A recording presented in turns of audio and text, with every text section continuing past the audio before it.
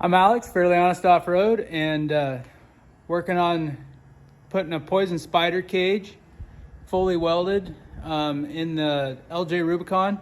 I got all the bolts out and down to the last bolt and had one break off on me. Had a bit break and twisted it. I applied heat and everything, but anyways, so I'm gonna show you what I'm gonna do. So last bolt here, I've chiseled the heck out of it, trying to get it to turn.